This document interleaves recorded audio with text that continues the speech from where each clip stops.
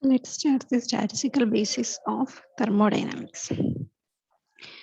Thermodynamics, it is an experimental study, and due to the work of Carnot, some scientists like Carnot, Joule, Clausius, Kelvin, this thermodynamics became a major discipline in the field of physics. At the same time, the entropy of the system was connected to the molecular dynamics. That means there was a connection was made by Boltzmann between entropy and molecular dynamics. That means he was connecting the thermodynamic, quantum dynamic, thermodynamic properties or macroscopic properties in terms of microscopic properties or molecular dynamics. From his H theorem, from Boltzmann's H theorem, the molecular dynamics was connected to the entropy. At the same time, simultaneously, kinetic theory gave way to ensemble theory. We know kinetic theory was describing the macroscopic properties of a system in terms of the molecular movements, movement of the molecules, and it gave way to the ensemble theory. And since ensemble theory came into view, it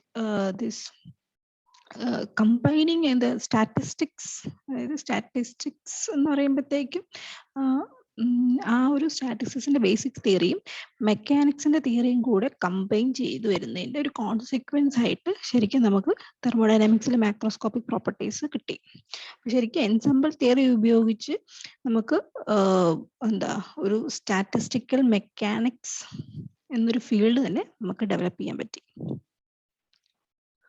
okay, so now let's consider what are microscopic and macroscopic states. Before that, we need to consider some terms like system. What is the system? So it is a region under investigation.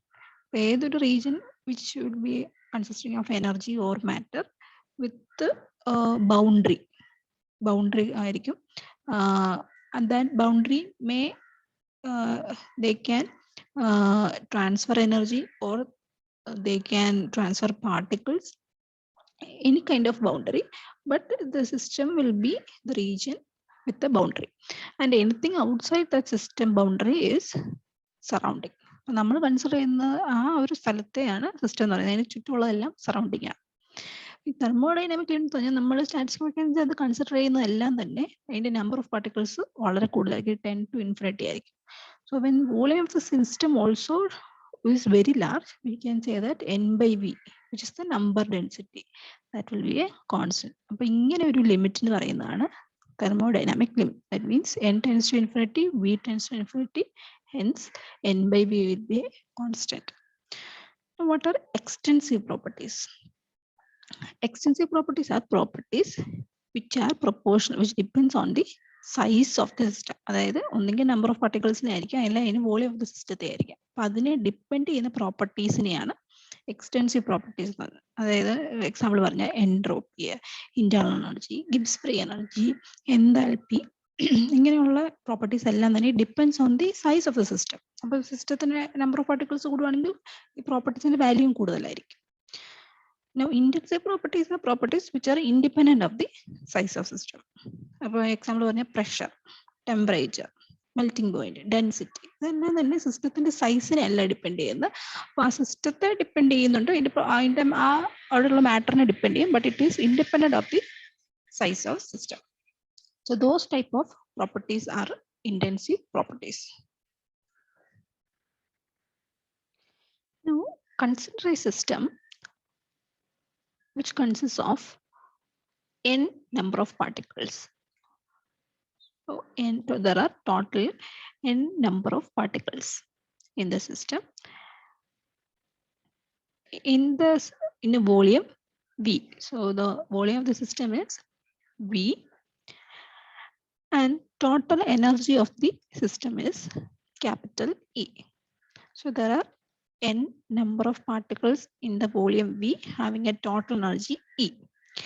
If epsilon I is the energy of individual particles,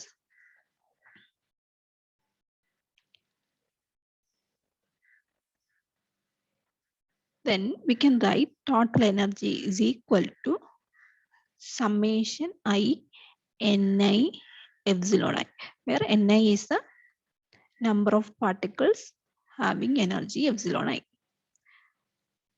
So there are Ni particles having energy epsilon I.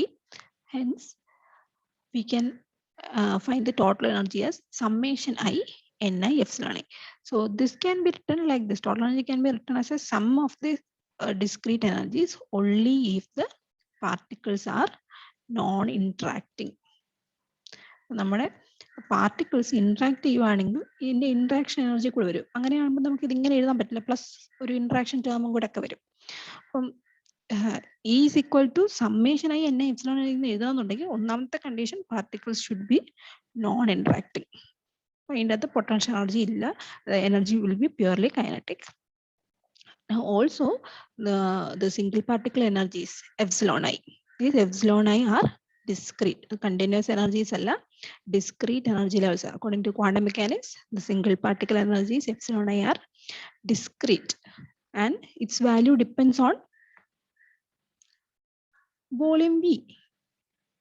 അല്ലേ, നമ്മൾ നേരത്തെ കണ്ടിട്ടുണ്ട് പാർട്ടിക്കിളിന്റെ ബോക്സിന്റെ അകത്തൊക്കെ നമ്മൾ energy calculate ചെയ്യുമ്പോഴത്തേക്കും it will be sum n square h square, അതിൻ്റെയൊക്കെ ഒരു നമ്പർ ക്വാണ്ടം നമ്പറിനെയും എച്ച് സ്ക്വയറിനെയൊക്കെ ഡിപ്പെൻഡ് ചെയ്യും. And also it will be inverse proportional to the volume of the box.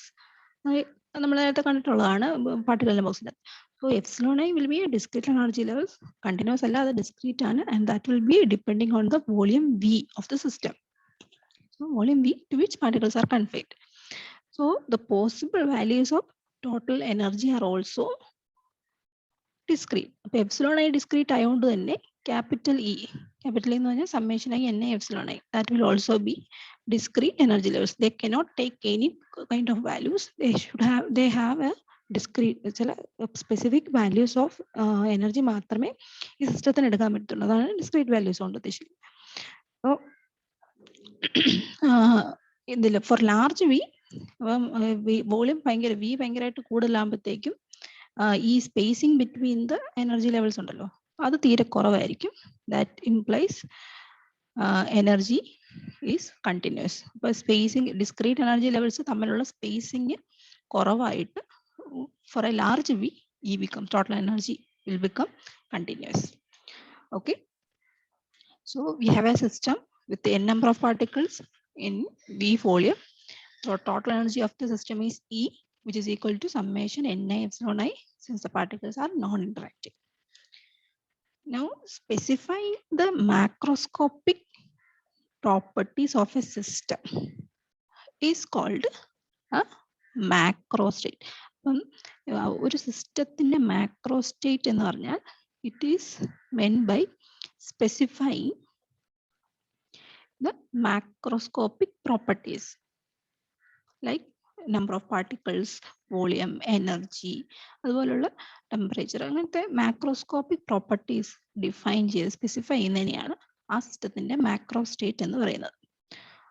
Now defining the microscopic properties എന്ന് പറഞ്ഞാൽ അതിൻ്റെ ഓരോ ഇൻഡിവിജ്വൽ പാർട്ടിക്കിൾസിന്റെയും പ്രോപ്പർട്ടീസ് ഡിഫൈൻ ചെയ്യുന്നതിനാണ് മൈക്രോസ്റ്റേറ്റ് എന്ന് പറയുന്നത്. അപ്പൊ ഇവിടുത്തെ കേസിൽ നമ്മളിപ്പോ കൺസിഡർ ചെയ്ത കേസിൽ എന്താ സ്പെസിഫൈ, ഇവിടുത്തെ നമ്മുടെ മാക്രോസ്റ്റേറ്റ് എന്തായിരിക്കും? Specify N V and E, that is the macrostate of our system. Okay, now at molecular level ഇപ്പൊ നമ്മൾ total energy, total number of particles എന്നാണെന്ന് പറഞ്ഞു, വോളിയം വി ആണെന്ന് പറഞ്ഞു, ടോട്ടൽ എനർജി ഇ ആണെന്നും ഫിക്സ് ചെയ്തു. അപ്പൊ അത് ഈ മൂന്ന് ക്വാണ്ടിറ്റീസും ഫിക്സ് ആയത് കാരണം that is called a macrostate of the system. So for this macrostate at the molecular level there are large number of possibilities.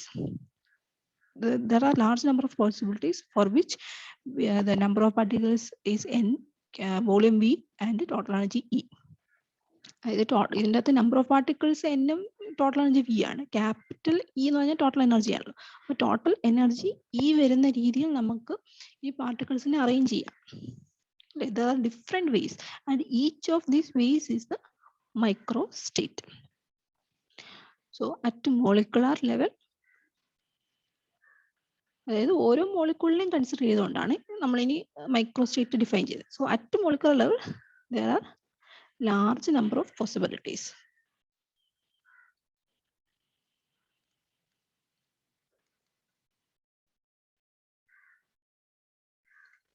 Okay, large number of possibilities. These possibilities are actually defined in the microstate of the system. In the case of a non-interacting system, total energy E is the sum of n individual particles ആണല്ലോ. E is equal to n1 epsilon 1 plus n2 epsilon 2 plus n3 epsilon 3 plus etc. Non-interacting particles ആണെങ്കിൽ capital E എന്ന് പറഞ്ഞാൽ it is a sum of the n particle energies epsilon I. And there will obviously be a large number of different ways in which epsilon I can be chosen so as to make the total energy equal to E. അപ്പോൾ നമ്മൾ ഈ total energy ഈ fix ചെയ്യാൻ വേണ്ടിയിട്ട് നമുക്ക് ഈ n1 epsilon 1 n2 epsilon 2 n3 epsilon 3 ഇതൊക്കെ different വേസിൽ നമുക്ക് അറേഞ്ച് ചെയ്യാൻ പറ്റും. അതായത് the distribution there are different possible ways of distribution. ആ ഡിഫറെന്റ് വേസിനെയാണ് മൈക്രോ സ്റ്റേറ്റ് എന്ന് പറയുന്നത്. അത് നമുക്കൊരു എക്സാമ്പിളിൽ കൂടെ കാണാം.